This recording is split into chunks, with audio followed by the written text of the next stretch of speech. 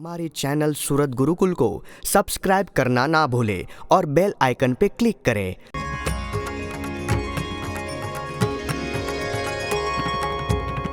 संवत 1882 ने वળી ફાગણ વદી બીજદન શહેર શ્રી અમદાવાદમાં બિરાજતા ભગવાન નર નારાયણ મંદિરની સન્મુખ ઓટાયો પરે ઢોલીઓ ઢળાવી બેઠા રસિયો રાજી પરે મસ્તકયો પર શ્રીજી ગુલાબી પાઘ બાંધીને પાઘ વિશે ગુલાબને ચમેલીના હાર પહેરીને પોતાના મુખારવિંદ આગળે સભા થઈ સંતને હરિજન બેઠા દેશો દેશના તે કઈ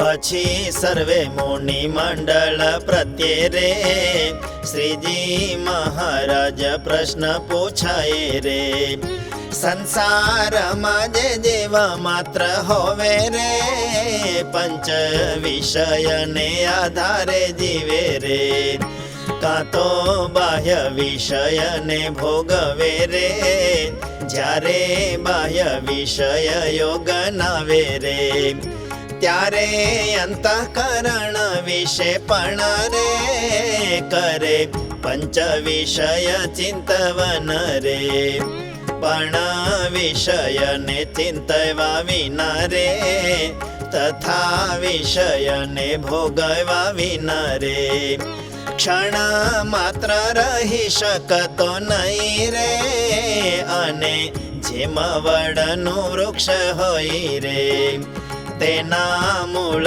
જ તેને લીલો રાખે રે બીજા સર્વે મૂળ ઉખડી જાય રે ચોટી પૃથ્વીમાં એક વડવાય રે તોય વડનું વૃક્ષ લીલું રે રે તેમાં ઉપર થકી કદાચિત રે પંચ વિષયનો ત્યાગ કરત રે પણ અંતરે વિષય ચિંતાવે રે એ જ જન્મ મરણ હેતુ થાવે રે પ્રભુ ભક્તને પંચ વિષય રે કેમ જન્મ મરણ હેતુ ન થાય રે એનો ઉત્તર જેમ સમજાયો રે તેમાં મુક્તાનંદ સ્વામીએ કર્યો રે થયું નહીં યથાર્થ સમાધાન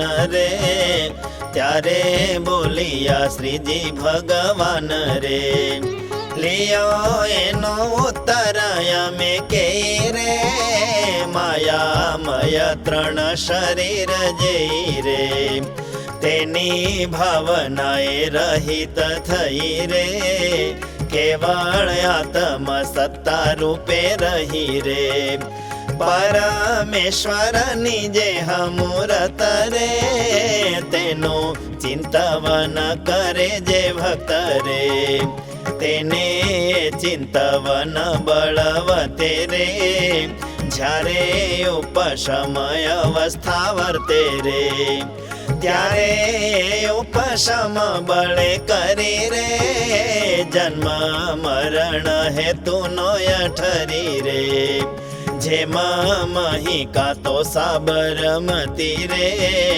નદી બેઉ કાંઠે હોય વહેતી રે ત્યારે હાથી ઘોડા વૃક્ષ તણાય રે પણ કોઈ ઠરી જ શકે નાય રે તેમાં ઉપશમ વાળાને પણ રે રમણીય ભોગતે કોઈ પણ રે તે જો ઇન્દ્રિય ગોચર થયા હોય રે પણ જ્યારે અંતર દ્રષ્ટિ થાય રે ત્યારે જેવા પૂર્વ જન્મમાં દેખા રે તે તો આ જન્મમાં વિસરી ગયા રે તેવી તેની વિસ્મૃતિ થઈ જાય રે, એવું વર્તે તે ઉપશમ કહેવાય રે.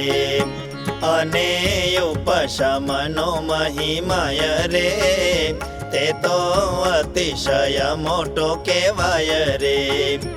અને જે માયા સંસારને માયા રે, કોઈ અજ્ઞાની સ્ત્રી પુરુષ હોય રે, તેને પરણાવા મોરય અતિશય રે, પરસ્પર પ્રીતિ વર્તતી હોય રે. પછી પરણાવીને તે દંપતી રે, 3 રાત ને 3 દિન સુધી રે, ઉજાગરો ને પંથ કરાવાય રે, પછી બેઉને ભેળા કર્યા હોય રે. તો તે નિદ્રાને મારે બે મનુજ રે, એક બીજાના રૂપનું જે સુખ રે, તથા સ્પર્શનું સુખ જે હોય રે, ભોગવવા સમર્થ નવ થાય રે. અને એકબીજાને આલિંગન રે, કરી રહ્યા હોય છે તોય પણ રે, જેમાં કષ્ટ ને સામ સામા બાંધ્યા રે, તેવી રીતે તે બેઉ સૂઈ રહ્યા રે. પણ પંચ વિષયમાંથી એકે રે, સુખ આવે જ નહીં તે દરેકે રે. અજ્ઞાન કાળે એ જો સુષુપ્તિ વિશે રે, ઉપશમ દશાને પામ્યા છે રે. તોયા કોઈ જાતની વિષયની રે, એને ખબર રેતી નથી વળી રે. તો જે જ્ઞાનીને પ્રભુ ધ્યાને કરી રે, ઉપશમ દશાને પામ્યો ખરી રે. તેને વિષય કેમ બાધ કરે રે, એ તો ક્યારેય બાધન જ કરે રે. માટે પામ્યો જે ઉપશમ દશા રે, તેને પંચ વિષય તે તો કશા રે. જન્મ મરણ હેતુ નવ થાય રે, પછી નિત્યાનંદ સ્વામી પૂછાય રે. ઉપશમ દશા જેને પમાય રે, તેનો તમે કહ્યો છે જે ઉપાય રે. આત્મા રૂપે થઈને ભગવાન રે, ધ્યાન કરવું તે અતિ કઠણ રે. માટે વિના બીજો એ હતણો રે, હોયા સુગમ ઉપાય તે ભણો રે. શ્રીજી કહે પ્રભુનું અતિશય રે, મહાત્મય જે સમજતો હોય રે.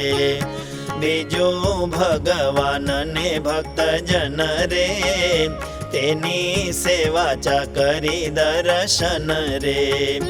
તેને વિશે તો જેને અતિશય રે, વેગવાન શ્રદ્ધા વર્તતી હોય રે. એવો ભગવાનનો ભક્ત હોવે રે, એને ઉપશમ દશાએ આવે રે. અને અમને તો એમ જ ભાસે રે, જેહ સેવક તેજો માની હશે રે. તેજો કોઈને ગમતો ન હોય રે, અને માની સેવક જેહ કોઈ રે. તેની પાસે ટેલ ચાકરી લેવી રે, તે તો જાણજો સહુજન કેવી રે. કાળા પડે મોટા માણસ હોવે રે, તે કોદરાને ખાઈને જીવે રે. માની પાસે ચાકરી કરાવવી રે, તે ધણીને માટે તે ન જેવી રે. અને ધણીનો રાજીપો જે હોય રે, જેવો નિર્માની સેવક પર થાય રે. તેવો માની ઉપર નવ થતો રે, માટે ધણીનું ગમતું કરતો રે. તેજ સાચો સેવક કહેવાય રે.